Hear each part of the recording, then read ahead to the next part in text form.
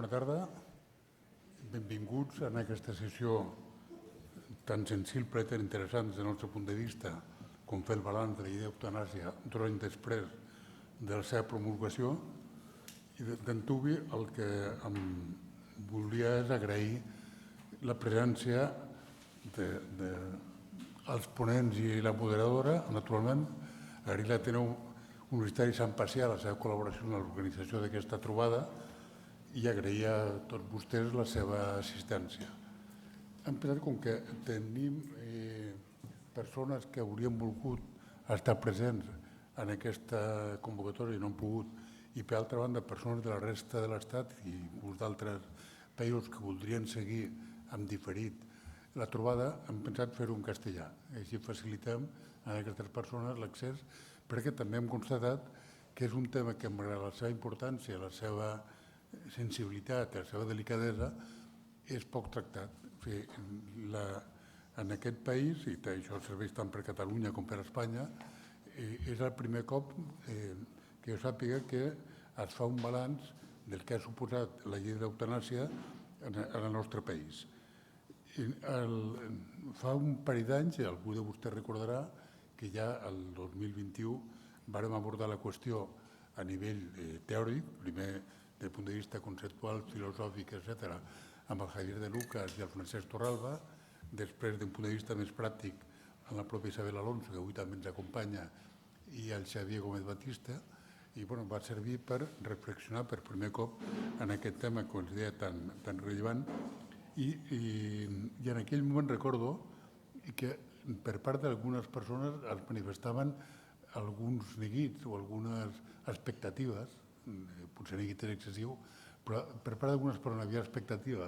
Això de la llei d'eutanàsia donarà pas a una espècie d'utilització massiva de posar de la llei, serà un abús, perdoni l'expressió, però hi haurà un excés d'apel·lació a les possibilitats que obre la llei d'eutanàsia. Hi havia altres posicions, en canvi, que temien, pensaven que a la pràctica es faria una aplicació molt restrictiva de la llei i que això pràcticament no tindria cap mena de sentit per a les persones que a la seva intimitat decidissin lliurement acollir-se a les possibilitats de la llei. Després de 2 anys pensem que és un període suficientment rellevant com per poder fer aquest balanç, i per fer-ho hem organitzat aquesta trobada on tenim el privilegi de poder escoltar a persones que segueixen i coneixen aquests temes molt de primera mà, en posicions no totalment coincidents, però que tenen el comú denominador de l'honestedat intel·lectual, el rigor i la profunditat. I amb una constatació curiosa, que també em feia notar una persona quan va saber que preparàvem aquesta jornada, aquest és un tema efectivament delicat i sensible, on a Europa, per exemple, i alguns països europeus, i en part el nostre, es dona una paradoxa curiosa. I és que persones que es posicionen de manera rotundament en contra de la llei d'eutanàsia, perquè pensen que aquesta llibertat íntima és millor no explicitar-la, però aquestes mateixes persones, quan es va tractar de gestionar la pandèmia, van aplicar el triatge de manera indiscriminada i van decidir quines les persones que podien sobreviure i quines no. Quan es tracta de la vida humana, efectivament es poden donar paradoxes sensibles i importants. Però en tot cas és un tema molt rellevant. Com vostès saben també, en alguns països europeus, com a França, s'està debatent la prioritat d'aplicar-la o de fer alguna cosa similar al que s'ha fet abans a Bèlgica i altres països, i en el nostre fa un parell d'anys, i el tema continuarà sent debatut a fons. Per moderar el col·loqui d'avui tenim, i li agraeixo moltíssim la seva presència, la Margarita Bofarull. Com que la Margarita presentarà els ponents, jo presento la Margarita. I a mi no em presenten ningú, però total no té cap interès. Ho sé que... Però soc el president de l'Oficina de Barcelona del Club de Roma, i ja està. I a més pare, i avi, i moltes altres coses, però és normal, com tots vostès. La Margarita, que és el que ens interessa, és barcelonina, té una doble orientació. És una orientació una mica iconoclasta, però que fa il·lusió a les persones que són polivalents des del punt de vista professional i en quant a actitud vital. Llavors, la Margarita és religiosa i és metgessa. Llavors, ha anat compaginant tota la seva vida, perquè fa molts anys, les dues professions, si em permeten l'expressió. Es va llicenciar primer en Medicina per la Universitat de Barcelona, és de la branca del Clínic, per entendre'ns, després en Teologia, després va fer un màster en Teologia Moral i posteriorment un postgrau en Medicina Tropical. S'ha anat compaginant. Per exemple, l'últim article que ha publicat fa 15 dies a la European Journal of Human Genetics és sobre temes de reutilització d'informació genètica. Bé, tota la seva vida, fins ara, ha anat ocupant-se de tots dos temes i amb un comú denominador que és l'enfocament ètic de les seves professions. Com a metgessa ha actuat tant a Barcelona, a Espanya, a Catalunya com al Perú. També un temps va cofundar la Fundació Escó al Raval, que potser algú de vostès ha tingut l'oportunitat de conèixer. És presidenta, i això és conegut, de l'Institut Borja de Bioètica, professora de la Facultat de Teologia de Catalunya, la Unitat Centroamericana del Salvador, també té gràcia destacar-ho, i membre de la Comissió General de Bioètica a Roma. I ja acabo amb això, per no, encara seria molt llarg. És rellevant que fa un any el papa Francesc la va nomenar membre del Consell Directiu de la Pontifícia Acadèmica per a la Vida del Vaticà. Jo crec que és de les poques dones que és membre d'aquest Consell Vaticà, si no l'única. Bé, doncs quasi l'única. És que aquí, que no sé si vostès ho saben, però a Barcelona, i a l'Ateneu Sant Pacià en particular, doncs tenim un cert enxuf a Roma. Llavors, fa un any van nomenar a Marita Bofarull, la segona membre del Consell Directiu de la Pontifícia Acadèmica per la Vida, i fa unes setmanes el mateix Sant Pare va nomenar a Armand Puig, rector fins ara de Sant Pacià, responsable, no sé com se'n diu exactament, però responsable d'instituts acadèmiques de l'Església a tot el món. Jo pensava que eren 10 o 12, que seria una feina fàcil, però nosaltres som 160. O sigui que l'Armand Puig tindrà molta feina, però després de la feina que li han donat la Margarida i altres professors a les facultats de l'Ateneu Universitat de Sant Pacià, la feina a Roma segur que la farà amb molta facilitat. En tot cas, perdoni'm aquesta petita broma, l'important és que la Margarida presentarà els ponents, farà de moderadora a la sessió, a la que si tenim temps, després dels projectes ponents i de discussió a la taula, hi hauria una estoneta de col·loqui. I sense més, Margarida, moltes gràcies. Moltes gràcies, senyor Lanaspa. Bona tarda. I, agraïda i contenta de poder moderar aquesta taula rodona aquesta tarda amb els dos ponents que presentaré seguidament, amb un tema que, com ha dit el senyor Lanaspa, és un tema molt important i sobre el que tenim relativament, entenc jo, poc debat i poca reflexió aquí a casa nostra. També abans, tot i que ell ha fet ara tota la presentació en català, però quan ens hem trobat, ara abans d'entrar aquí, ens ha dit, sisplau, si ho podeu fer en castellà, perquè hi ha persones de fora d'aquí que han demanat poder-ho visionar. Oi que sí? Bé, doncs, com no és problema, seguiré en castellano, però anirem intercalant. Em surt més connatural el català. Per alguna cosa em dic Bofarull, oi? Però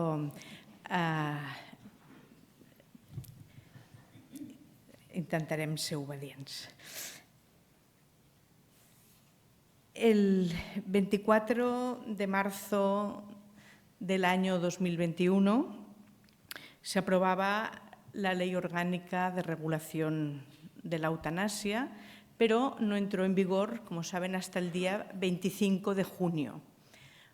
Por tanto, estamos frente a un hecho que tiene un recorrido relativamente corto en este país y precisamente el objeto de debate de esta mesa redonda es una valoración más o menos global o más concreta de estos 2 años de aplicación o de entrada en vigor de la ley de la eutanasia.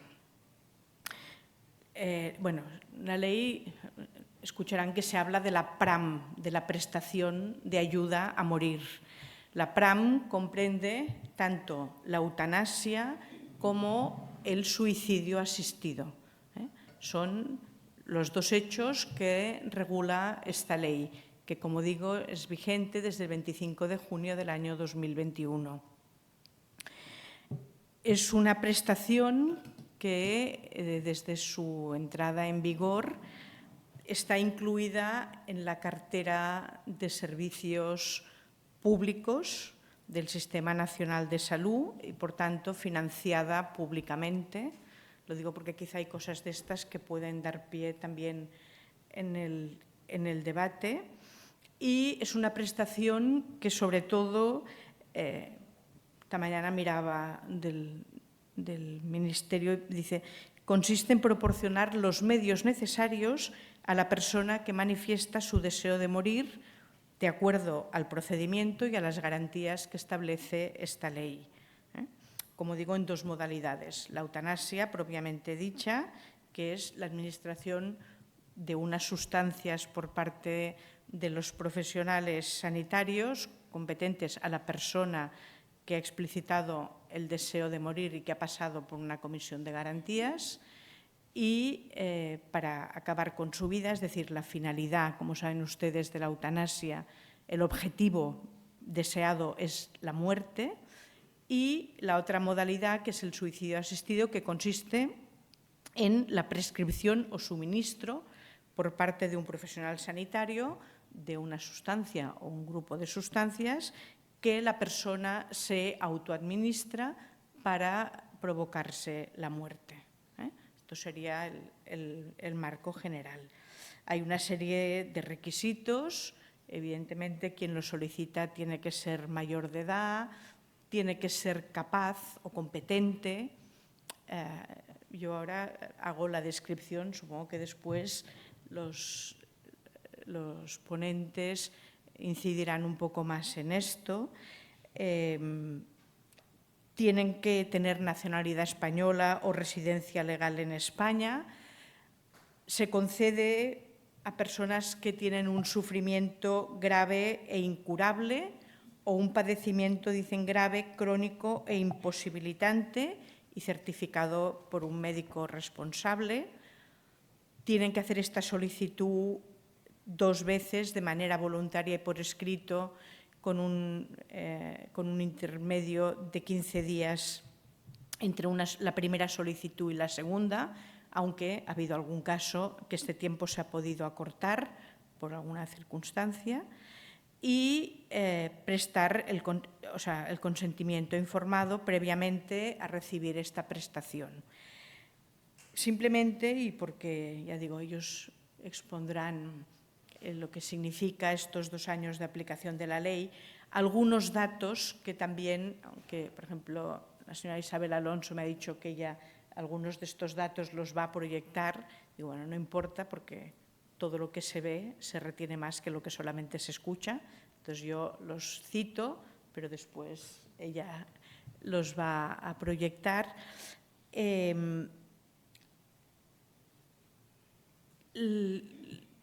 Cuando se aplicó la ley, las estadísticas de la aplicación de la eutanasia en España del año 2021, tenemos que tener en cuenta que en el fondo son estadísticas de un semestre, porque, como digo, la ley no entró en vigor hasta el 25 de junio. También tengo que decir que son estadísticas donde encuentras a veces contradicciones, es decir, hay datos que no acaban de ser demasiado fiables. Ahora explicaré por qué. Bueno, en el año 2021 hubo, según estos datos del Ministerio, 173 solicitudes de eutanasia en el territorio español, 65 en Cataluña, es el lugar donde hay más solicitudes y donde se han practicado más eutanasias, 34 en el País Vasco, 12 en Madrid, 65 y 12, Cataluña y Madrid. Comunidad Valenciana 10, Baleares 9, Canarias 8, Galicia 6, Aragón 4, Asturias 4, Castilla-León 4, Navarra 4, Andalucía 3, Murcia 3, repito datos del segundo semestre de 2021. Cantabria 2, La Rioja 2, Castilla-La Mancha 1, Extremadura 1, Melilla 1, Ceuta 0. No es el resultado de un partido de fútbol, son los datos. De estas solicitudes se realizaron 75 prestaciones de ayuda a morir, 29 en Cataluña, 15 en País Vasco. Ya veremos ahora cuando cite los datos de 2022 que algunas de las solicitadas en 2021 se ejecutaron en 2022. Bueno, en Cataluña 29, en País Vasco 15, en Baleares 6, en Madrid 6, en Comunidad Valenciana 5, en Canarias 3, en Galicia 2, Navarra 2, Murcia 2, una en Asturias, Aragón, Cantabria, Castilla-León y La Rioja. Del resto de solicitudes, 32 casos, el fallecimiento se produjo antes de terminar el procedimiento. Es decir, dentro de estas 173 solicitudes, 32 personas fallecieron antes de que concluyera el procedimiento. 28 de ellas no llegaron ya ni al Comité de Garantía y Evaluación. También se denegaron 25 porque no cumplían los requisitos que exige la ley. 7 lo revocaron, la misma persona interesada, y 6 personas interesadas la aplazaron. De las patologías que padecían las personas que solicitaron y recibieron esta prestación de ayuda a morir, el 53,33% padecían patologías de enfermedades neurológicas. Es el grupo de patologías donde ha habido más, las personas que la padecen más solicitantes, ¿no? Y luego un 29,33% de patologías oncológicas y luego pluripatologías orgánicas severas, respiratorias. También otro dato que me parece interesante, estoy hablando de datos del 2021, la especialidad de los médicos que han ejercido la prestación, 43 de ellos, o sea, el 57,33% eran médicos de familia, 17 neurólogos, que se corresponde con el 22,66%, 9 internistas y 6 oncólogos. La distribución por sexos de la petición es bastante similar, 38 hombres y 37 mujeres. Y la franja de edad desde 29 hasta 97 años, con una media en torno a los 66-67 años. Bueno, esto así a grandes rasgos, luego podemos incidir más. En el año 2022, según constan en certificados de defunción, aunque ahora no voy a entrar aquí, pero saben que la manera, o sea, en el certificado, en cierta manera, no puede constar la muerte por eutanasia, también por cuestiones de aseguranzas de vida y compañía, pero según las estadísticas, 260 personas en el año, ahora ya vamos a todo un año entero, 2022, terminaron su vida mediante este procedimiento de la prestación de ayuda a morir, 134 hombres y 126 mujeres. También la patología fundamental de los que padecían, los que la solicitaron y la recibieron, eran enfermedades del sistema nervioso, seguido de procesos oncológicos. El derecho a morir dignamente, esto lo comentará más la señora Isabel, en sus estadísticas, las que ellos han publicado, hablan de 370 peticiones. Digo, cuando vas a estadística del sistema de salud te ponen 260, ellos hablan de 370, es decir, un 0,07% del total de fallecimientos anuales en España. I ja si aterrizamos aquí a Catalunya, en l'informe de la Comissió de Garantia i Avaluació de Catalunya de la prestació d'ajut a morir, en el año 2022, aquí en Cataluña, hubo 175 solicitudes, de las cuales se han practicado 91 prestaciones. Algunas eran pendientes de finales del 2021 y estadísticamente se corresponde el tipo de patologías de los solicitantes con las que ya he comentado en 2021 y, por tanto, no voy a entrar aquí.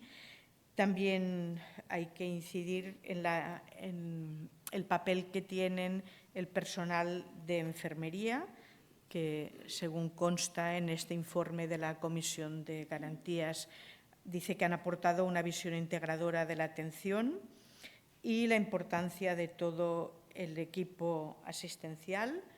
Saben que las personas que solicitan esta prestación normalmente son las que tienen reservadas las que llamamos camas compasivas de uso compasivo en nuestros hospitales, es decir, habitaciones individuales con posibilidad de acompañamiento hasta el final, cosa que muchas veces se da.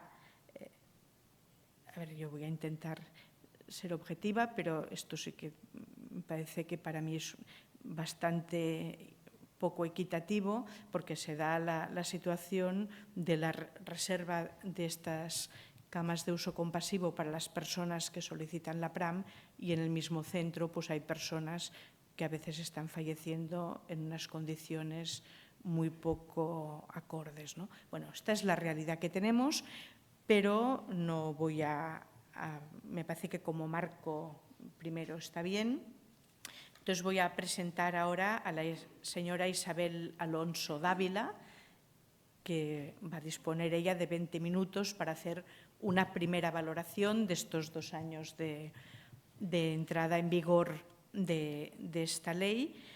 La señora Isabel Alonso Dávila nació en Salamanca, estudió Filosofía y Letras, tiene un currículum también bastante viajero, en la Universidad de Valencia, se licenció en Historia en la Universidad de Granada, participó mucho en la lucha estudiantil antifranquista en la primera mitad de la década de los 70, lo que le costó ser detenida y procesada y ir a la cárcel.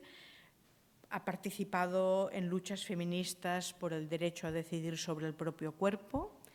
Profesionalmente ha sido profesora de Historia de instituto y esto lo ha ejercido en distintos institutos de Barcelona y centros de atención educativa española, por ejemplo, en Rosario, en Argentina, en Londres, en Italia, en París.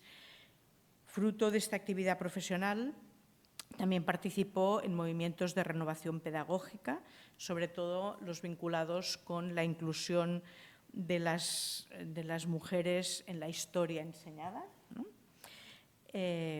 Es autora y coautora de distintas publicaciones y ha recibido, juntamente con otras compañeras, el Premio Emilia Pardo Bazán del Ministerio de Educación y el Premio 8 de Març de l'Ajuntament de Barcelona. Este último premio del 8 de Març lo ha recibido en 2 ocasiones. Ha participado en proyectos de recuperación de la voz de las mujeres para la historia, utilizando fuentes orales en Barcelona, la posguerra de las donas, en Alicante, entre vecinas, el casco antiguo de Alicante en la posguerra española, también en Argentina, el poder de las mujeres, el cine nos da pistas. Bueno, ha formado parte de distintos grupos de investigación de la Universidad Autónoma de Barcelona, donde fue profesora asociada, centrados en la presencia de mujeres y hombres en los medios de comunicación, siempre bajo la coordinación de Amparo Moreno Sardá. A partir de su jubilación, comenzó a hacer de voluntaria en la Asociación pel Dret a Morir Dignament Catalunya, donde desde marzo de 2016 a septiembre de 2020 fue la presidenta de esta asociación y del 2020 hasta abril del año pasado fue la vicepresidenta. Actualmente continúa como voluntaria del Dret a Morir Dignament Catalunya i coordinadora de la Comissió Pedagògica de l'Associació Catalana d'Expresos Polítics del Franquisme. Señora Isabel Alonso, tiene la palabra. Muchas gracias. Voy a pasar al faristol porque aquí podré ver mi propio PowerPoint y así iré un poco más orientada, ¿vale? Yo para esto que me han pedido para esta tarde, es verdad que en algunas cosas voy a coincidir con los datos que ha dado ahora Margarita Bofarull, a la que le agradezco la presentación, y al señor Jaume Lanaspa invitarme por segunda vez a participar en una actividad de este tipo. Y entonces he pensado... Ay, me he olvidado el...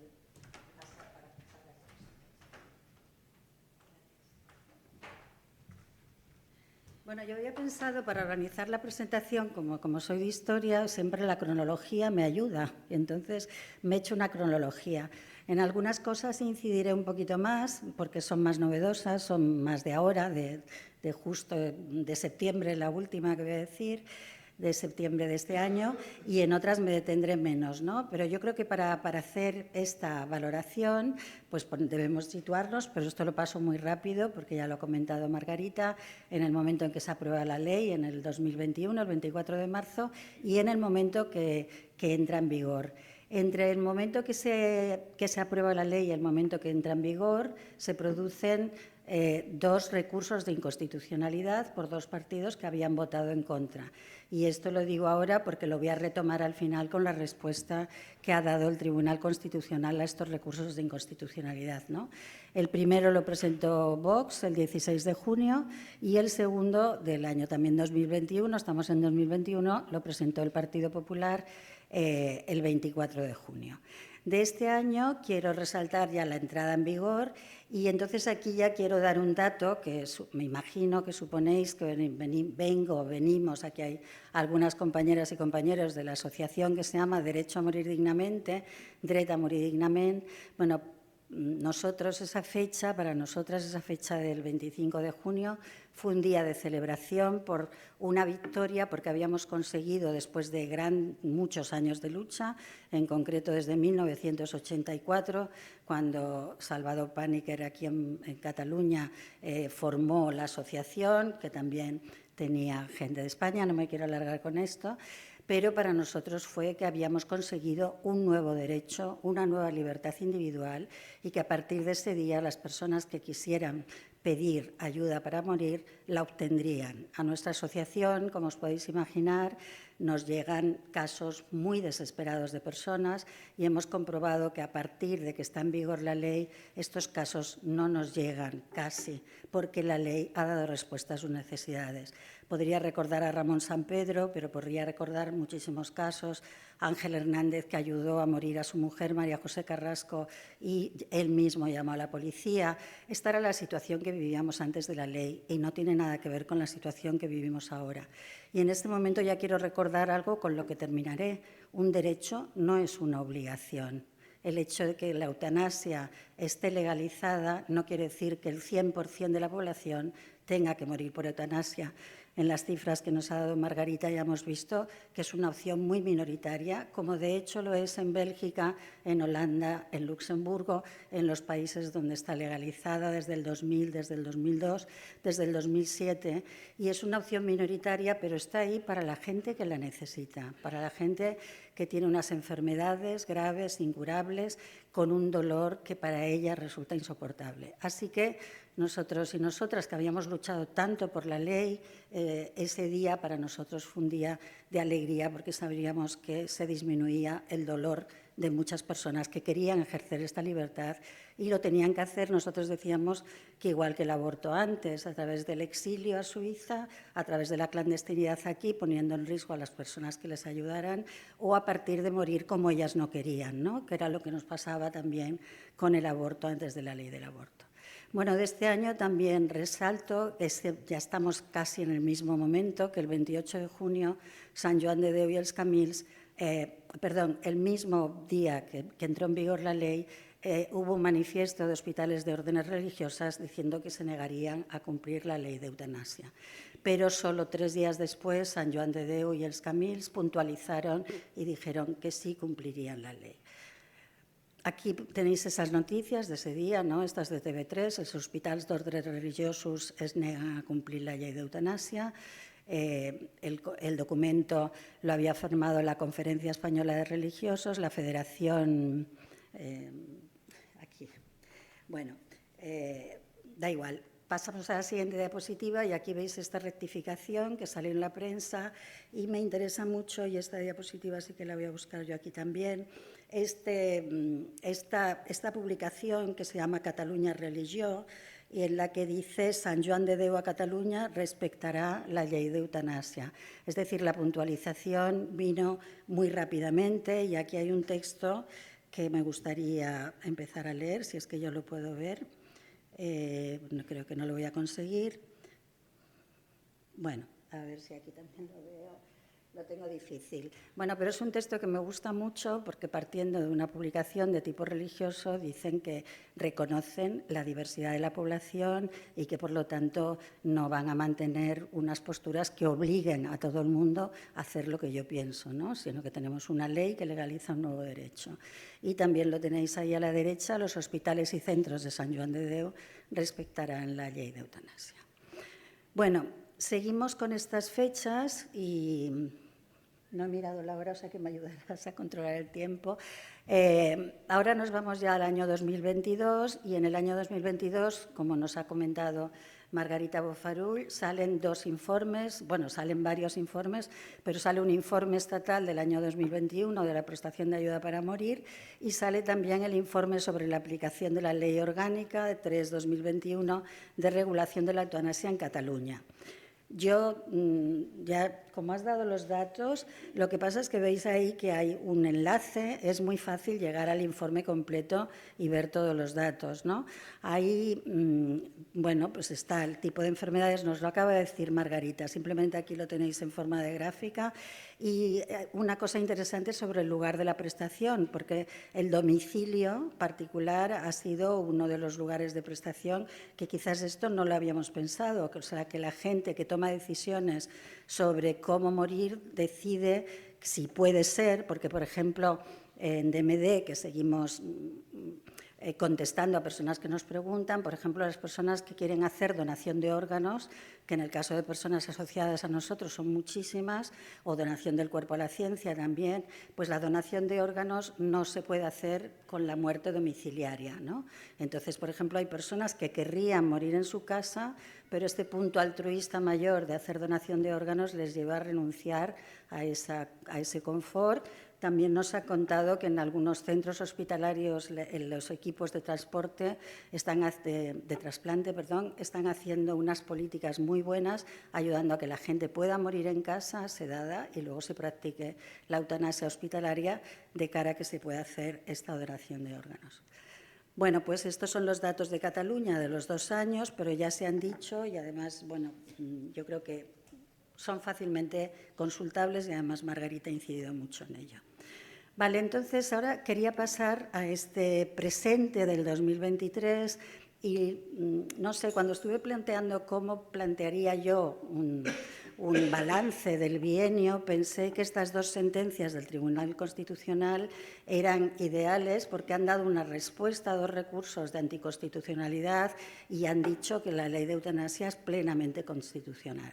Entonces he elegido de esta respuesta que ha dado el Tribunal Constitucional al recurso de los diputados de Vox contra la LORE y luego después al PP, pues he elegido una serie de fragmentos. En esta, por ejemplo, se ve pues ya por dónde va a ir la argumentación fundamental.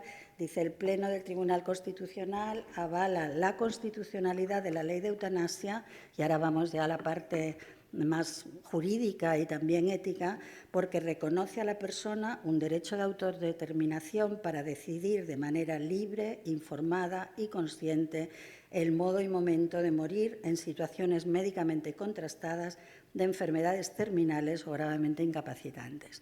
Bueno, aquí está el meollo de esta cuestión. Es Si creemos que vivimos en una sociedad que fomenta la libertad individual de la persona para decidir siempre que sus decisiones no perjudiquen a terceros, que es lo que hemos aprendido siempre que es la libertad, o si creemos en una sociedad en que una parte de la sociedad que tiene unas creencias religiosas determinadas puede imponer a través de las leyes que son para todos una manera de enfrentarse a la muerte, ¿no? Si vemos los países que ya han legalizado la eutanasia, pues vemos que hay países como Bélgica, de tradición católica, que ha legalizado la eutanasia. Vemos países como Holanda, Luxemburgo, Canadá. Es decir, que no somos los primeros y bueno, ya se está viendo que simplemente es reconocer este derecho. Bueno, más argumentos que da el Tribunal Constitucional. El recurso, tanto de Vox como del PP, hacía un recurso global a la ley y se basaba en el famoso artículo, el derecho a la vida, el artículo 15 de la Constitución española, ¿no? Aquí ya, por lo que he dicho antes, ya he dicho que un derecho no es una obligación. El derecho a la vida no es la obligación de vivir. Es que si confundimos un derecho con una obligación, pues ya nos estamos haciendo un lío. Y entonces, voy a palabras del Tribunal Constitucional en las notas de prensa que ha hecho. El derecho a la vida del artículo 15 de la Constitución española se configura como un derecho a la protección de la existencia física de la persona, y comporta para los poderes públicos deberes negativos de abstención y positivos de protección frente a ataques de terceros. Una cosa fundamental es que la eutanasia nadie, ningún tercero la puede decidir, está absolutamente clarísimo en la ley, que es una decisión personal intransferible que además tienes que hacer por 2 veces, como nos han recordado, con 15 días en medio, es decir, que hay todo un proceso de deliberación con el personal médico, etcétera. Estamos aquí que el derecho a la vida se protege contra ataques de terceros, no de un ataque de uno mismo que ya no puede más. El tribunal argumenta que tal configuración no permite atribuir al derecho a la vida un valor absoluto, ni que imponga al Estado un deber de protección individual que implique un paradójico deber de vivir, ni impide el reconocimiento constitucional de la facultad de persona de decidir de manera autónoma sobre la propia muerte en situaciones de sufrimiento causado por una enfermedad incurable, médicamente constatada y que el paciente experimenta como inaceptable. La tesis absolutizadora de la vida y su necesario corolario de una obligación de mantenerse con vida no es compatible con la Constitución. O sea que aquí vemos que la diferencia entre el derecho a la vida y el deber de vivir, y además que la Constitución pone como uno de sus principios fundamentales, y viene aquí la libertad, el derecho a la libertad individual, ¿no? Seguimos con la respuesta a Vox y quizás me he alargado poniendo aquí textos, o sea que aquí alude a otro artículo de la Constitución, que es también el 15 de la Constitución española, que habla del derecho fundamental a la integridad personal. Entonces, si una persona considera que su proceso de muerte la está alejando de lo que ella considera, es mi madre que murió de Alzheimer, la pobre, pues hubo un momento en que decía yo ya no soy yo. O sea, el Alzheimer es una enfermedad que te está quitando evidentemente tu yo.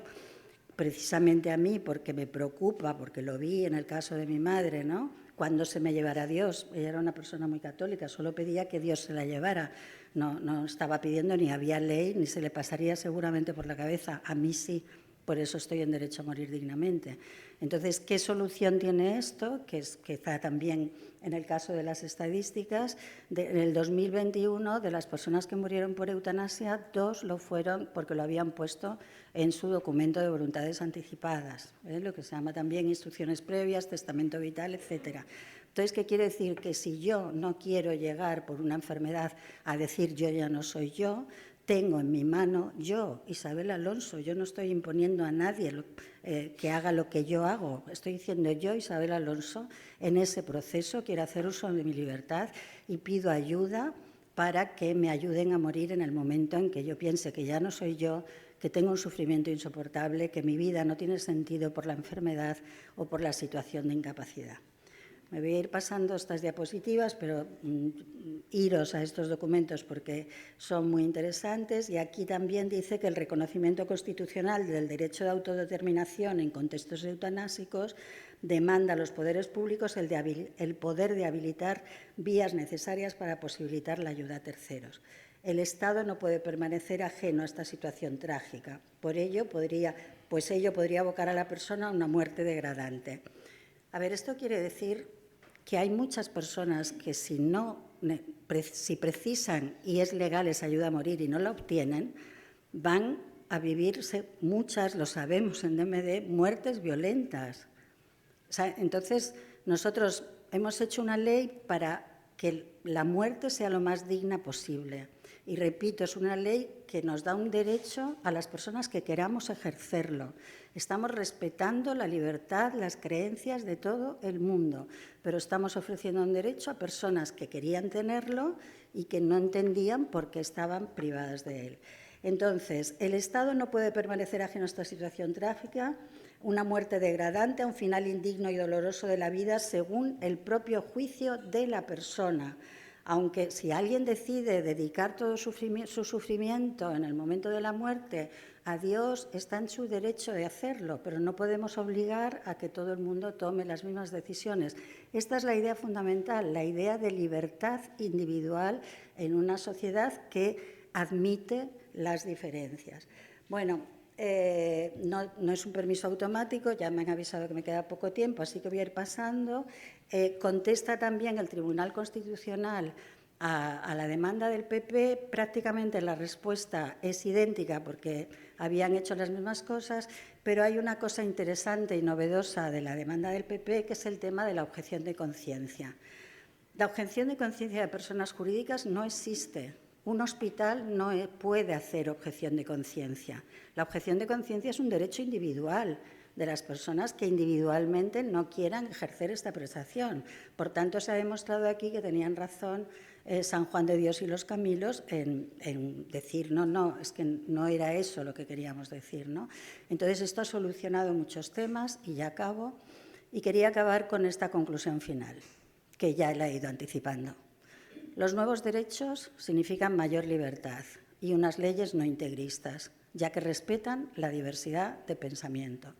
Un derecho no es un deber. Y quiero poner estos ejemplos que, aunque ahora no nos lo creamos, fueron elementos de un debate alucinante. El divorcio votó en contra el PP. Yo siempre digo, yo no sé si hay partido en que se hayan divorciado más veces. O sea, si empezamos por Álvarez Cascos. Entonces, frente al matrimonio católico indisoluble, posibilidad de disolver legalmente una convivencia que no funciona, mayor libertad. Yo soy católico y no me quiero divorciar, maravilloso. Yo me quiero divorciar, no soy católico. Yo no soy católico y me llevo fenomenal con mi pareja, maravilloso. Aborto frente a un embarazo no deseado, posibilidad de interrumpirlo, significa mayor libertad. Matrimonio entre personas del mismo sexo, tampoco nos acordamos de las grandes manifestaciones que se hicieron en Madrid, con la Plaza de Oriente llena, millones de personas. Bueno, pues ahora tenemos una ley que respeta la opción sexual de las personas que quieren unir sus vidas con una persona de su mismo sexo. Mayor libertad. Y eutanasia, para mí, estoy hablando ahora yo, entra dentro de esta idea de mayor libertad frente a la obligación de vivir hasta el final una enfermedad o una incapacidad física graves que causan un sufrimiento insoportable, posibilidad de recibir ayuda médica para acabar con esta situación, mayor libertad.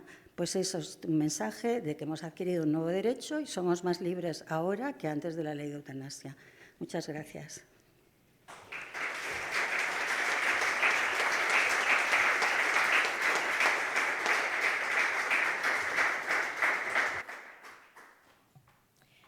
Muchas gracias, Isabel. Y ahora tendrá la palabra el doctor Josep María Guardiola Tey. El doctor Josep María Guardiola es médico internista, trabaja en el Hospital de Sant Pau, de aquí de Barcelona.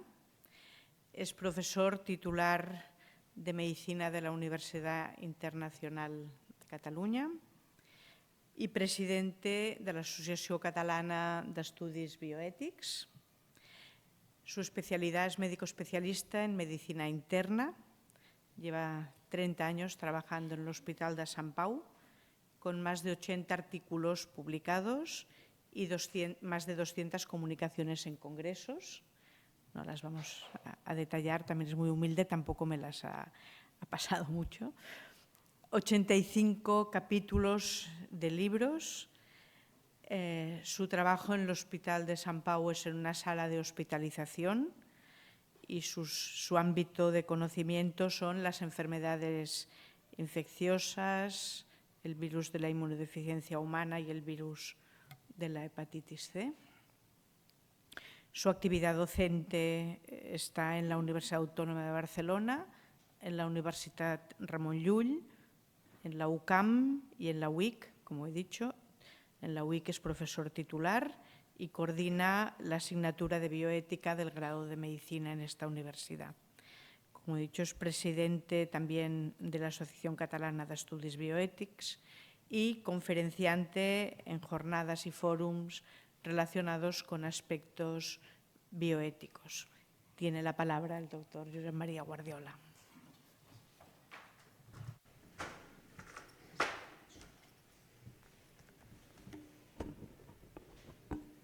Bueno, moltes gràcies per convidar-me. Gràcies a la Fundació de la Caixa i al senyor Lanaspa, al Club de Roma, per convidar-me per poder parlar. Paso ya al castellano.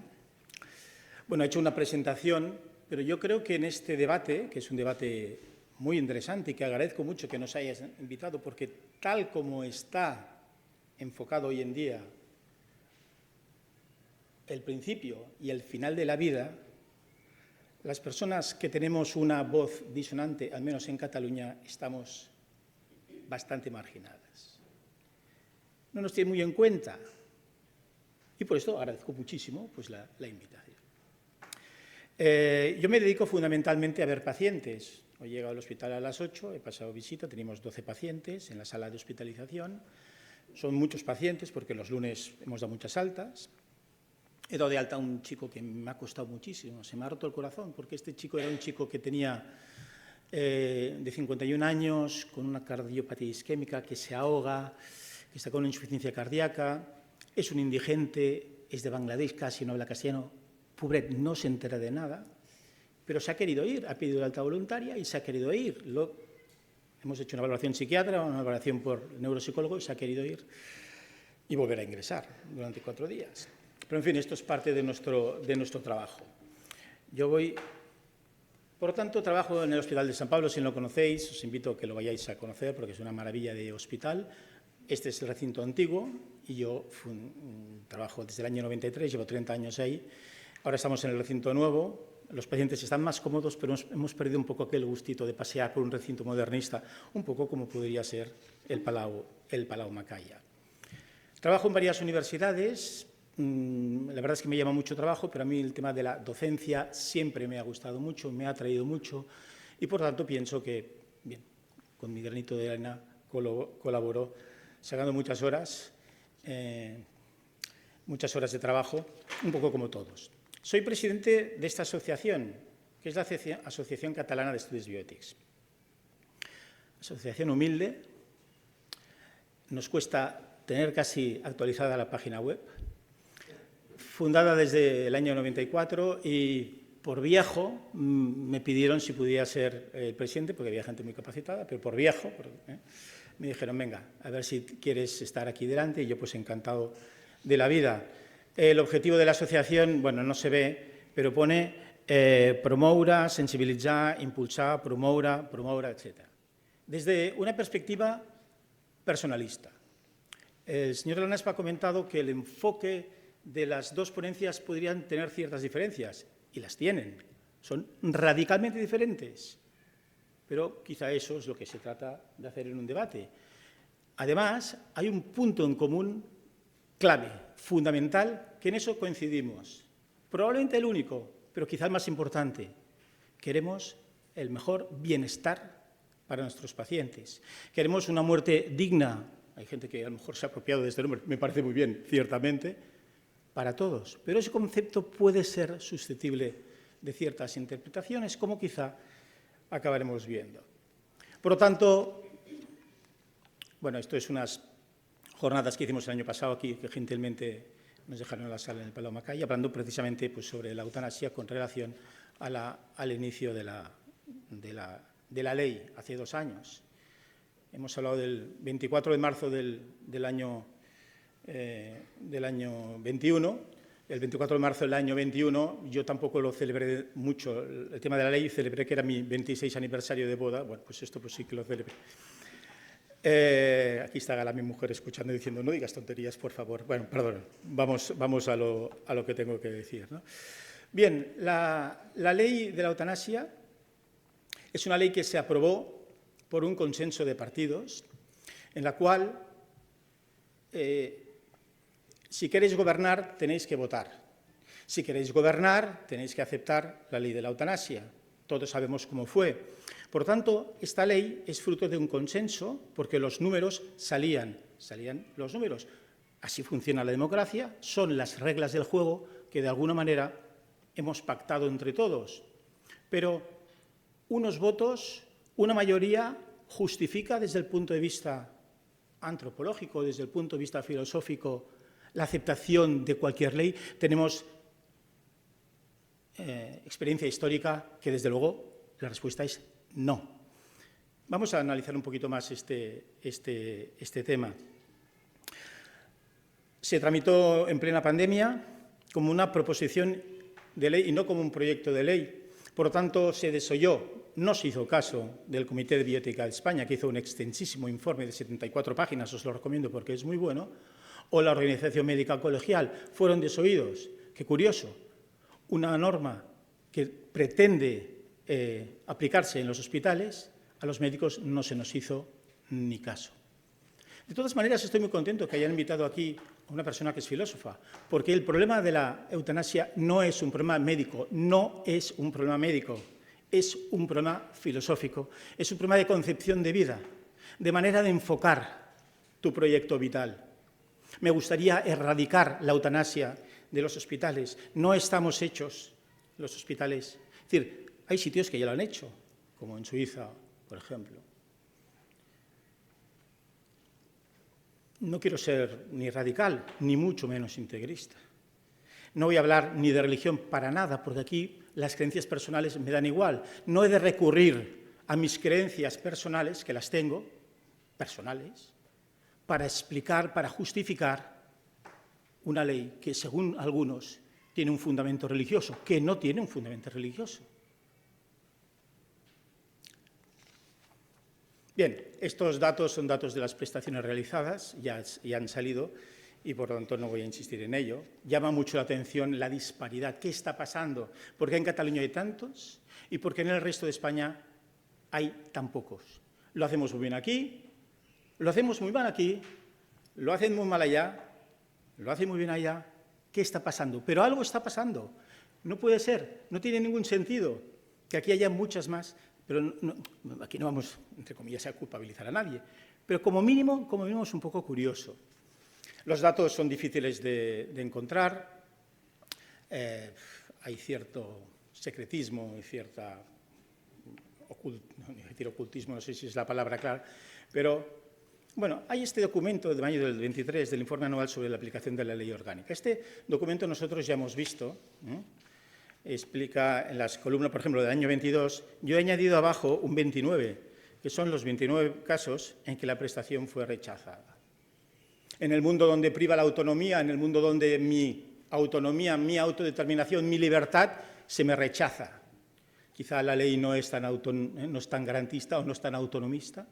Hablaremos de este tema porque me parece que es un tema que puede llegar a ser importante. Bien, aquí habla un poco de las...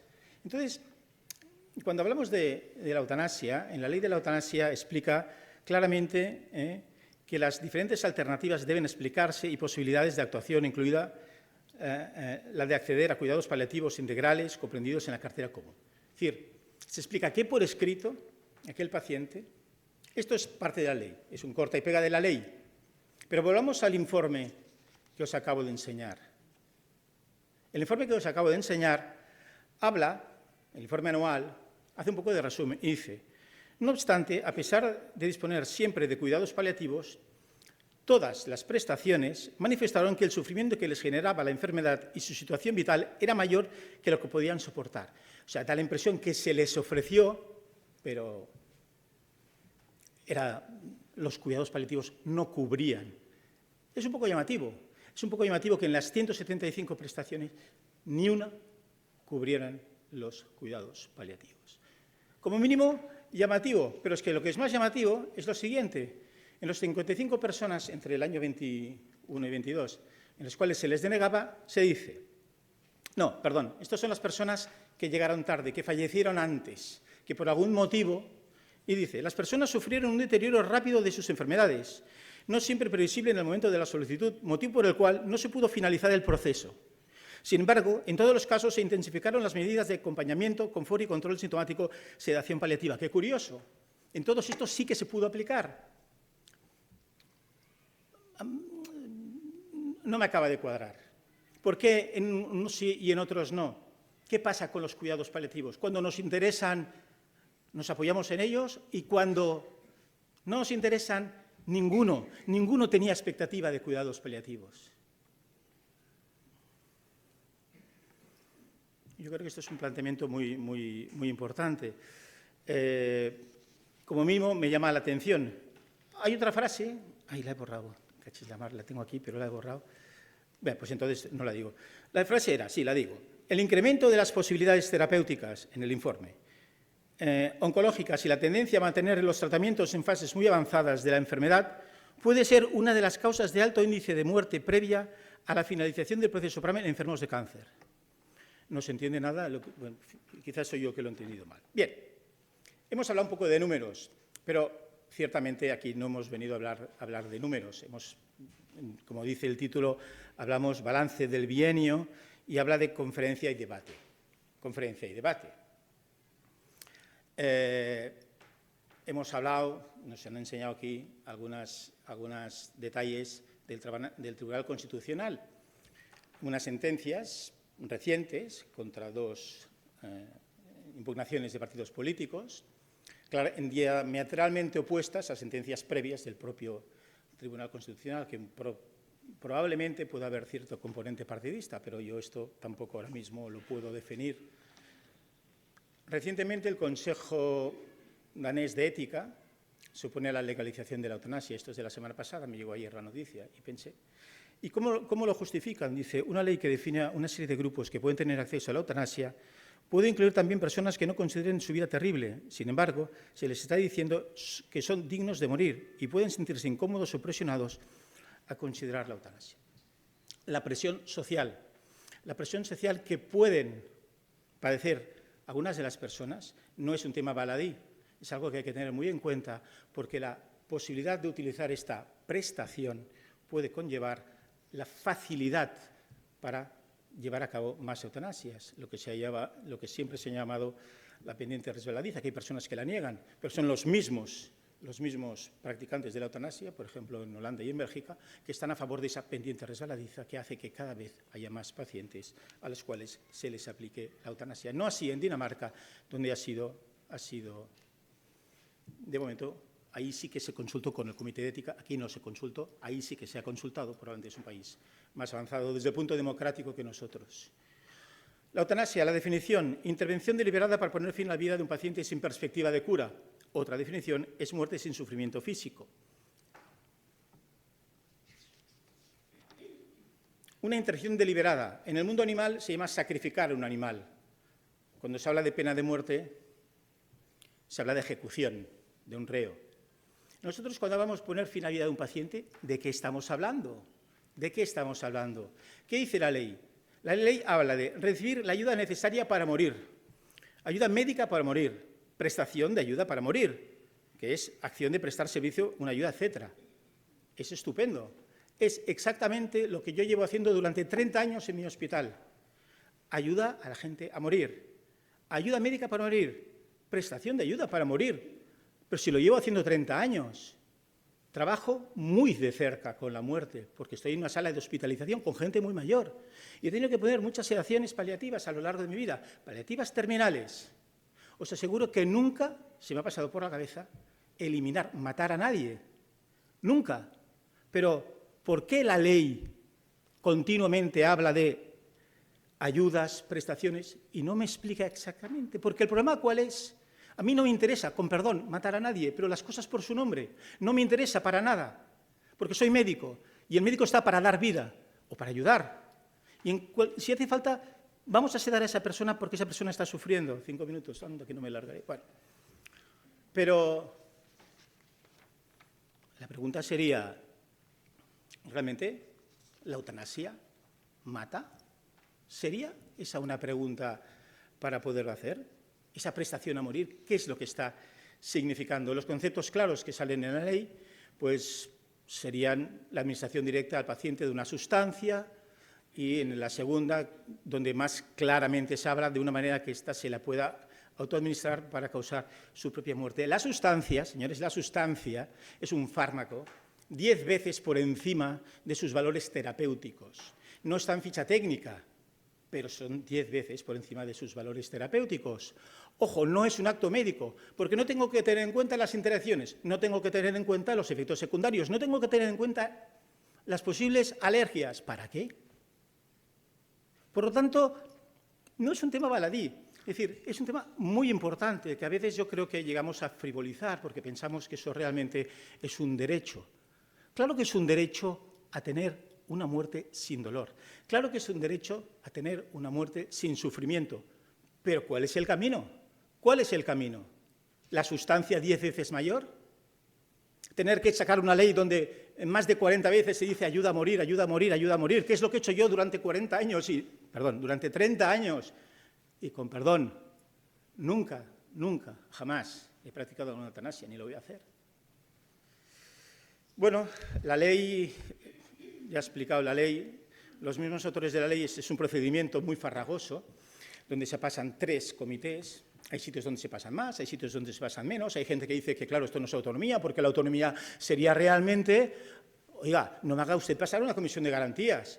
Yo no tengo mi derecho a la autodeterminación, pues si lo tengo, si soy libre, porque usted me dice que no, porque usted me lo deniega. ¿Quién se ha pensado usted para decirme a mí que yo no estoy sufriendo como el que más? Venga, hombre. La ley, se ha hablado un poco de este tema, se dice que es muy garantista, podríamos ponerlo en tela de juicio. Nosotros, para el dolor, lo podemos tratar. El dolor grave, crónico, imposibilitante, casi en un 97%, 98% de los casos. Si aplicáramos bien los cuidados paliativos,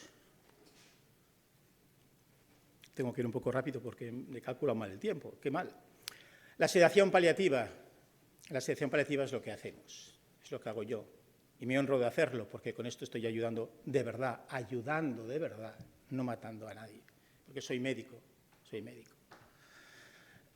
Según la intención, según el procedimiento y según el resultado. El resultado, bueno, la diapositiva es muy mala, se ve muy mal, pero más o menos ya se entiende. Puede existir realmente una línea muy fina entre lo que es la sedación paliativa y la eutanasia, puede existir. Y delante de un mismo paciente, varios médicos podemos pensar que le ha llegado el momento de sedar o no, porque es un componente muy subjetivo. Pero, ojo, la intención es sedar, para que aquella persona no sufra, pero yo no la voy a matar a esa persona. Yo no la voy a matar. Por lo tanto, ¿cuáles son los puntos de encuentro? No quiero que tú sufras, pero a partir de aquí tenemos pocos puntos de encuentro, la verdad sea dicha. He buscado muchos y no los he encontrado. ¿Y en qué nos basamos? Los defensores de la eutanasia se basan fundamentalmente en el poder de la autodeterminación, la autonomía, la libertad. Y yo me baso que la dignidad fundamental del hombre es ontológica. No hay personas más dignas que otras. Por el hecho de no tener autonomía, yo no soy menos digno.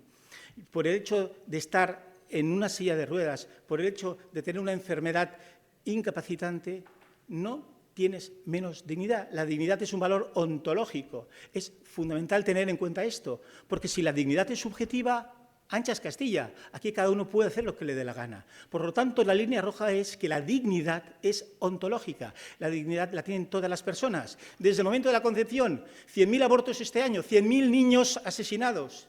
Digamos las cosas por su nombre. Es decir, no es ningún derecho, no es para nada un derecho. Y exactamente pasa lo mismo con la eutanasia. Por lo tanto, estamos aquí. Lo importante es ver si esto es un 6 o es un 9. Lo importante es saber si es un 6 o es un 9. Es ponerse en el sitio donde nos hemos de poner. Y yo creo, sinceramente, que estoy en el sitio acertado. Probablemente algunos pensarán que no. No hay un componente religioso. Hipócrates, 5 siglos antes de Cristo, ya hablaba de que jamás daré medicamento mortal por mucho que me lo soliciten, ni tomaré iniciativa, ni tampoco me seré abortivo, 5 siglos antes de Jesucristo. Esto sigue en boga, porque la Asociación Médica Mundial, 25 siglos después, sigue diciendo lo mismo. Aquí hablaba de la demanda social, esto me lo voy a saltar, porque la demanda social, las encuestas están claramente manipuladas y realizadas de una manera claramente tendenciosa para poder dar unos resultados que no son conforme a la realidad. Y aquí hay algunos artículos que la eutanasia, aprobar sin conocer, y eutanasia, esta es la ley que necesitamos. Quiero hablar un minuto, que es lo que me han dado, sobre el tema de la autonomía. Que hay un tema que a mí me preocupa y me preocupa mucho, es el incremento de los suicidios en este país. Es una auténtica plaga. Cada vez hay más gente que se suicida, tristemente, mucho más que los accidentes de carretera que han generado tantas campañas de tráfico. ¿Qué es lo que está pasando? La salud mental es una batalla realmente difícil de ganar. Pero, ¿qué pasa con el suicida? El suicida es libre, el suicida es autónomo, el suicida ha dejado una carta, el suicida quiere muy claramente, y cuando el suicida cae y no se mata, ¿qué hacemos? Lo recogemos, lo llevamos al hospital y le intentamos salvar la vida. Dices, ¿pero que no era autónomo? ¿Que esa persona no eligió claramente lo que quería? ¿Qué hacemos con esa persona? Todo el mundo está de acuerdo. Todo el mundo está de acuerdo que esa persona lo que merece es una segunda oportunidad. Todo el mundo está de acuerdo que aquella persona, aunque haya decidido autónomamente, llegará un momento que remataremos al suicida. Pero qué barbaridad. Campañas de la Generalitat, Triu la vida, una vez contra el suicidio, campañas a nivel estatal. A mí me parece que es un punto muy interesante para ver cómo la autonomía de una persona que se quiere suicidar es diferente que la autonomía de una persona que solicita la eutanasia. ¿Y por qué? De alguna Doctor manera, Guardiola tiene que ir terminando. Bien, pues con esto termino. Yo creo que quería decir algunas consideraciones del Comité de Biótica de España. Os agradezco mucho vuestra atención. Me ha faltado un poco de tiempo, ya perdonaréis. Pero yo creo que lo más importante que quería decir ha quedado dicho y ahora estamos abiertos al debate. Muchas gracias.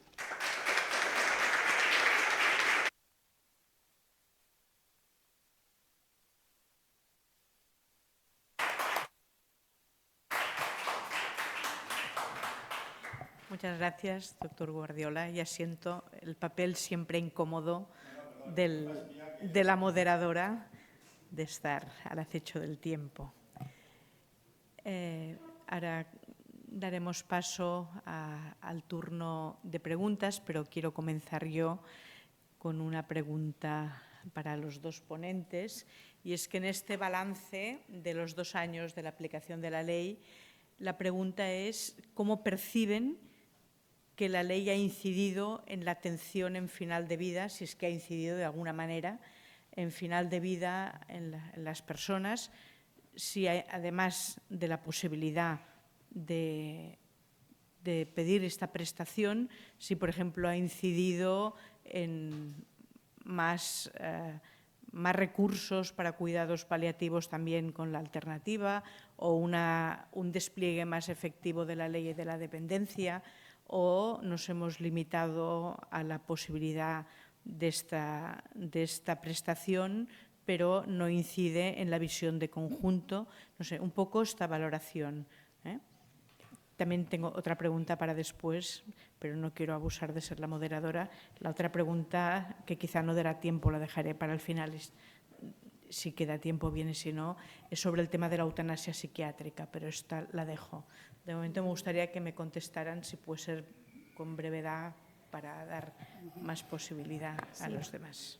Yo, respecto a la pregunta de si la ley ha incidido en la mejora de los paliativos, diría claramente sí. ¿En qué sentido? Primero, antes había personas que decían atención con los cuidados paliativos y una dosis que signifique una muerte cercana, no acercarse a ella. Había gente que decía que eso era provocar la muerte de las personas. Estas voces se han callado porque ahora están diciendo que con unos buenos paliativos no hace falta una ley de eutanasia. O sea que ha consolidado la idea de que hay que administrar unos buenos cuidados paliativos. Entonces, en este sentido, sí.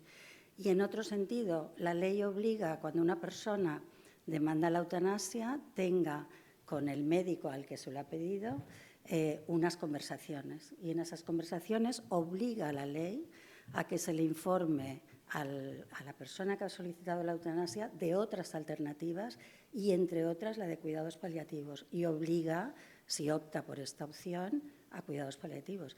Entonces, en DMD nunca hemos opuesto paliativos y eutanasia. Queremos los mejores paliativos. De hecho, en Bélgica se hizo el mismo año la legalización, o sea, la ley de cuidados paliativos y la de eutanasia. En todos los países tienen, en los rankings de paliativos, los países que tienen legalizada la eutanasia, Bélgica y Holanda están en el segundo y el tercer lugar en Europa, después del Reino Unido. O sea, que favorece una ley de eutanasia, unos buenos cuidados paliativos. Entonces, claramente, contesto a la pregunta, sí. Respecto a este último punto que has puesto, si se ha desviado la atención, yo creo que el dolor que nos provocan a las personas que somos de derecho a morir dignamente, que significa vivir dignamente hasta el final, un suicidio por un desahucio, personalmente a mí me provoca muchísimo dolor, porque esa persona lo que necesitaba era una casa, no quería morir, necesitaba una casa.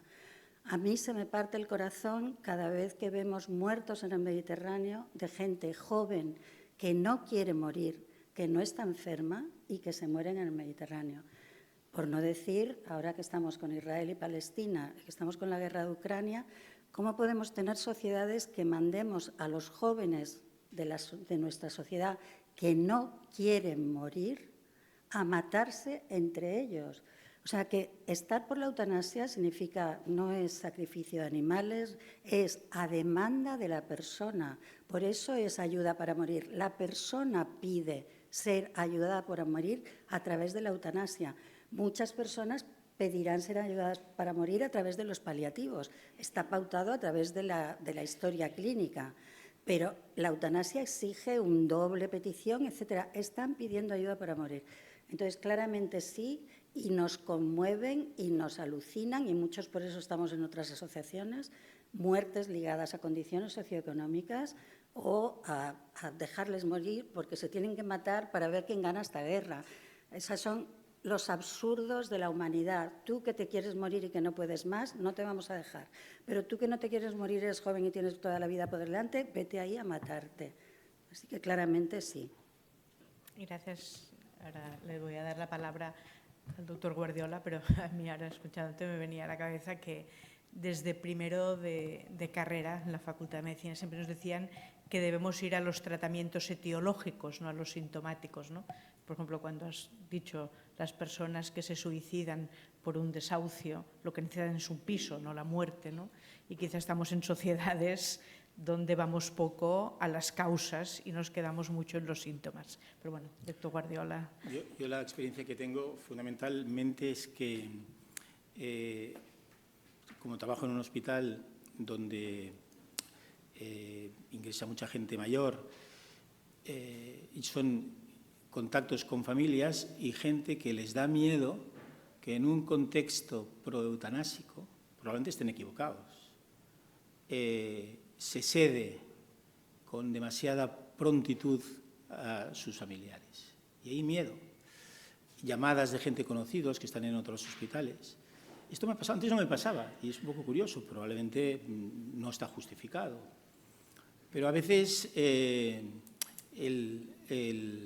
la mentalidad proeutanásica puede ir cundiendo, y a veces puede ir cundiendo en nuestros jóvenes profesionales, con falta de experiencia y con falta de formación, porque los cuidados paliativos, que Isabel comentaba, es decir, el médico consultor en el 99% de los casos no tiene ni idea de cuidados paliativos, o sea, de informar de los cuidados paliativos, que es el gran desconocido. Hay muy buenos profesionales de cuidados paliativos en nuestro país, en Cataluña fundamentalmente. Salió el doctor Gómez Batista antes citado, pero el médico de cabecera generalmente no tiene ese recurso y, por lo tanto, a mí me da miedo que eso redunde en una mala praxis, de manera probablemente no intencionada, pero sí en una mala praxis, ¿no? Muchas gracias, doctor Guardiola. Voy a dar paso a las cuestiones que puedan tener ustedes y, si no, tengo unas cuantas en la bolsa para seguirles preguntando. Sí. Un momento, que le van a pasar el micrófono, por favor. Hola. Yo quería preguntarle a la señora Alonso, a ver si, me gustaría que, como defensora de la eutanasia, definiera qué es un dolor extremo, o sea, un no puedo más para una persona, y que definiera qué es para ella la libertad a la hora de decidir cosas que pueden indirectamente afectar al entorno. O sea, me gustaría que lo definiera, pero con más precisión. Gracias. Pues es que la propia ley habla de que sea un dolor insoportable para la persona. Entonces, quien lo tiene que definir es la propia persona. Entonces, hay personas que soportan mejor el dolor y hay otras que lo soportan menos. La ley está hablando de un dolor insoportable para la persona. Aquí hay personas de DMD, como la doctora Cantarell, que es médica, que quizás te puede contestar mejor, pero nosotros y la ley ponemos la persona en el centro. Y en este sentido, yo también quería hablar de estas familias que ellas quieren ser las protagonistas en la muerte de la persona que se está muriendo. Estas familias no son familiares buenísimos que se preocupan de la persona. Los familiares buenísimos que se preocupan de la persona saben que en el proceso de muerte es la persona la protagonista de ese proceso y que como ayudan es acompañando los deseos que tenga la persona, respetándola. Igual que en cualquier situación de la vida, cuando una persona te dice yo quiero hacer esto, tú podrás estar, oye, pues no sé, pero tienes que respetar sus deseos. Entonces, me habías preguntado por definir un dolor insoportable y el concepto de libertad. El concepto de libertad es considerarnos personas en nuestra integridad. Por ejemplo, te voy a poner un ejemplo. En DMD no ponemos paliativos de eutanasia. Sabemos que hay mucha gente que muere con unos paliativos estupendamente y que es su opción. Pero el propio doctor Guardiola nos ha dicho que en el 97-98% con unos buenos paliativos se controla el dolor, ¿no? Entonces yo pregunto qué pasa con ese otro 2% si es que esas personas quieren la eutanasia. Una pregunta. La eutanasia en Bélgica es el 2% de las muertes, en Holanda el 4%, o sea, repito, va a ser una opción bastante minoritaria. Y entonces, la libertad, por ejemplo, ahora me pongo yo, proceso de muerte, depende de qué enfermedad sea. Yo, por ejemplo, si es el Alzheimer de mi madre, testamento vital, en uso de mi libertad, quiero que cuando yo ya no sea una persona autónoma, prefiero no estar. No quiero llegar a la frase yo ya no soy yo. Y lo he puesto en mi documento de voluntades anticipadas. Esa es mi libertad individual.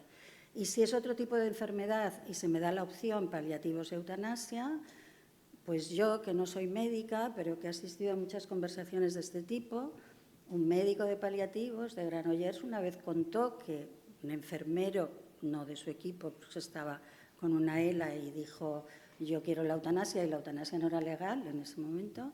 Le dijeron, mira, es que no es legal, no puede ser, pero no te preocupes que no vas a sufrir con unos buenos paliativos. Y perdonad porque voy a ser muy sincera y un poco dura ahora, pero este enfermero dijo, yo no quiero estar 2 días dormido, cagándome y que estén con mi cuerpo limpiándome. Pues yo en el concepto de mi integridad personal, si ya sé que me estoy muriendo, que la muerte está cerca, no quiero estar dormida, como decía también un filósofo de Barcelona, quiero dormir despierta. A lo mejor no lo consigo, pero sería mi ideal, estar despierta, despidiéndome y decir, ahora me quiero ir, porque ya me estoy muriendo y este es el momento que elijo yo para irme. Entonces, yo no había pensado que si estás dormida terminalmente por paliativos te van a sondar o te van a limpiar la caca, pues no me lo había planteado. Pero ahora que me lo planteo, no quiero que mi cuerpo sea manipulado cuando ya estoy, pues son opciones personales. Esa es mi libertad y quiero que se respete. Y esta ley me la respeta más que si no la tuviéramos. Entonces, para mí, la eutanasia es mayor libertad y ni siquiera sé si, según sea mi proceso de muerte, la utilizaré o no. Pero me tranquiliza que esté ahí para respetar mi integridad personal y seguirme considerando persona hasta el final. Pero entonces Gracias, no, Isabel. lo que no entiendo Perdón, es la perdón. diferencia de este proceso con un suicida cualquiera, que también está en una situación de dolor extremo y además es libre de hacer lo que quiera. O sea, no entiendo que pueda existir una Porque ley de eutanasia y a la vez no se deje a la gente suicidarse libremente. Lo podemos O sea, llamar, lo podemos llamar. ¿Cómo lo explica esto? ¿Podemos decir que la diferencia está en la racionalidad?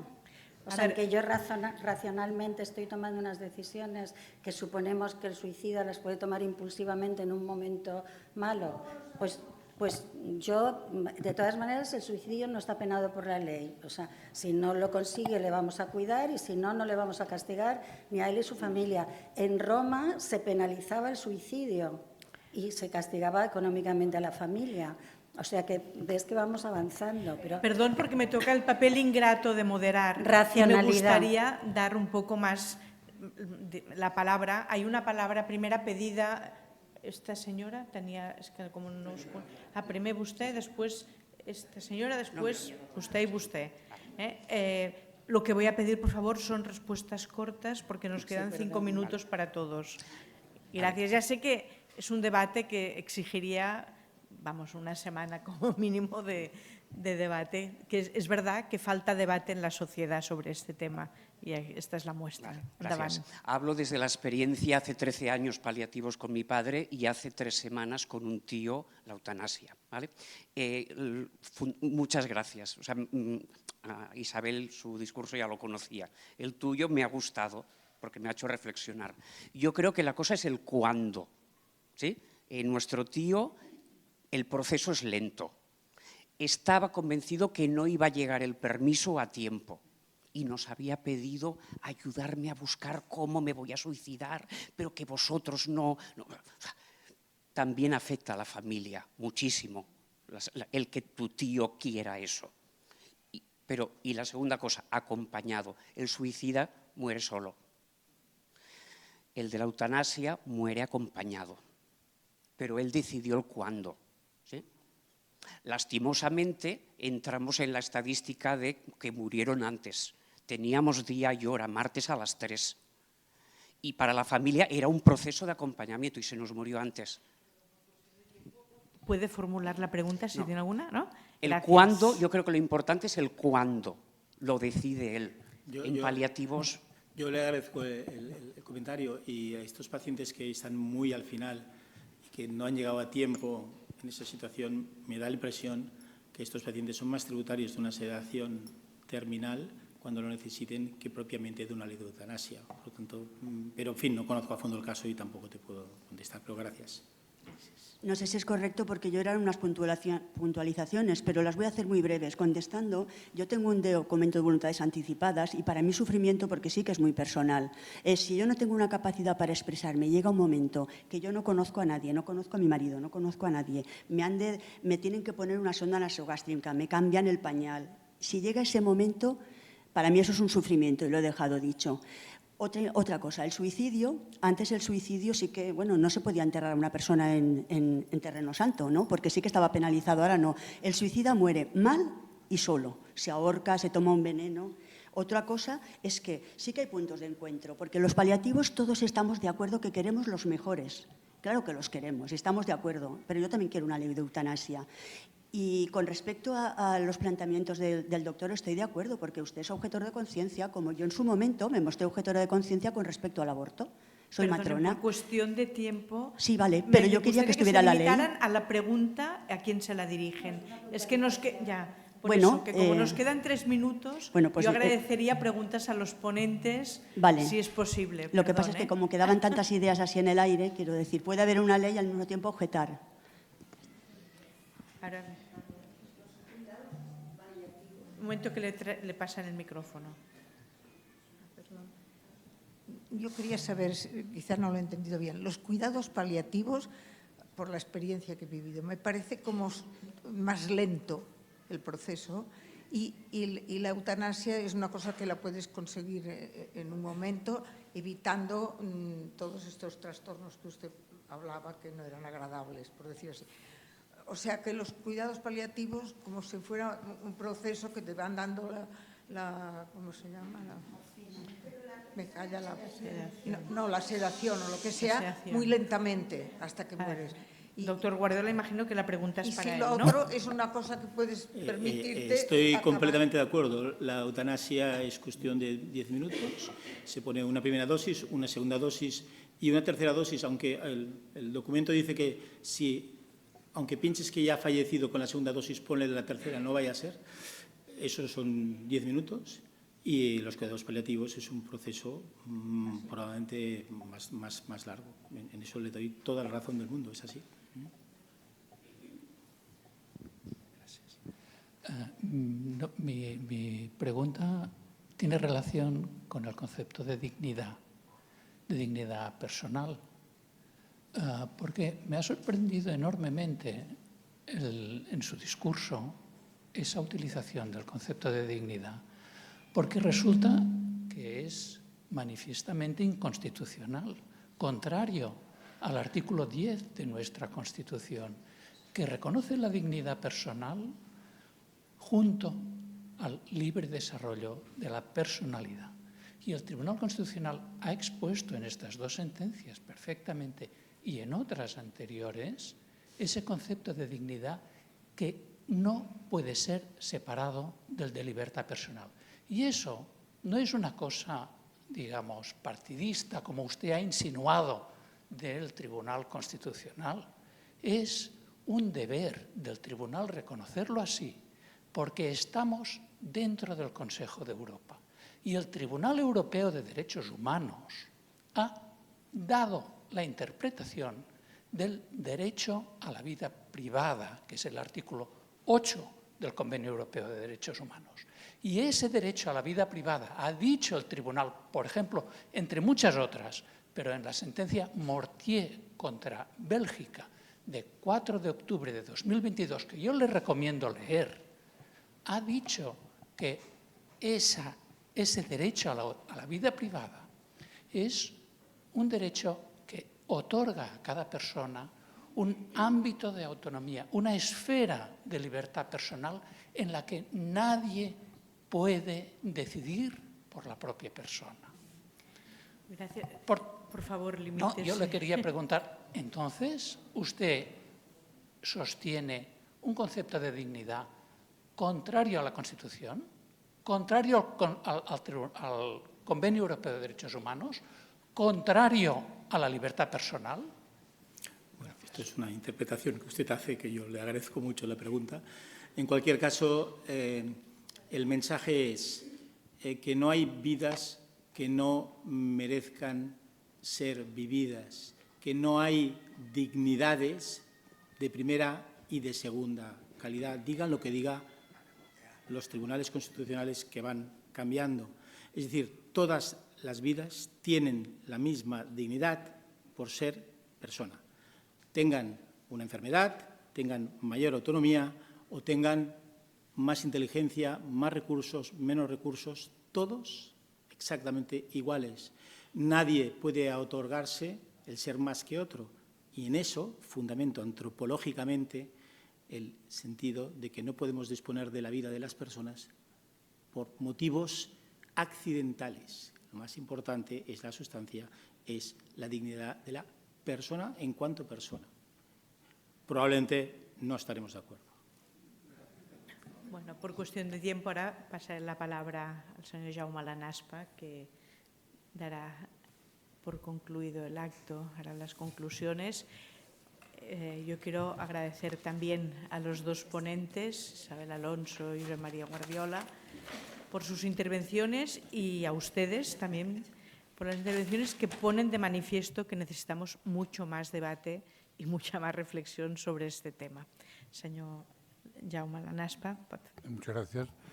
Coincido con Margarita Bofarull en que efectivamente es un tema que requiere más debate. Algún día quizá organicemos alguna nueva sesión. En todo caso, sabemos que tenemos una moderadora de lujo. Muchísimas gracias por su prestación, gracias a los ponentes. También ha quedado de manifiesto que los ponentes efectivamente no coinciden, digamos que al 100%, salvo en el respeto, en la consideración, en la moderación a la hora de interlocutar con alguien que no piensa igual. Y cuando los oía a uno y a otro, me decía la siguiente reflexión. Qué difícil es llegar a entender cómo funcionan las convicciones humanas, porque ambos se han expresado con absoluta convicción, con una capacidad notable de persuasión. A mí me han convencido los dos, lo cual es paradójico. Lo digo ahora hablando en serio. Yo que soy un cristiano de base, mira, me desnudo un poco impúdicamente, soy militante de base de cristianismo desde jovencito y celebro como cristiano que exista la libertad de elegir. Lo digo con toda la sinceridad y todo el impudor del mundo. Y comprendo que es un tema dificilísimo, muy íntimo y donde es muy difícil, igual que es muy difícil entrar en entender cómo funciona la convicción de las personas, de los ponentes en el día de hoy, también me parece imposible entrar en el proceso de reflexión de la persona que desea o que no desea que se le aplique esta nueva prestación de ir a eutanasia. Todo es un tema efectivamente muy delicado y que quizá será bueno que sigamos profundizando y aprendiendo. Porque fíjese, si me han convencido ambos, que en mi ingenuidad he pensado que algún día se pueden poner de acuerdo. O sea, y no sé, a lo mejor lo podemos intentar quizá algún día. En todo caso, muchísimas gracias y gracias a ustedes por su asistencia.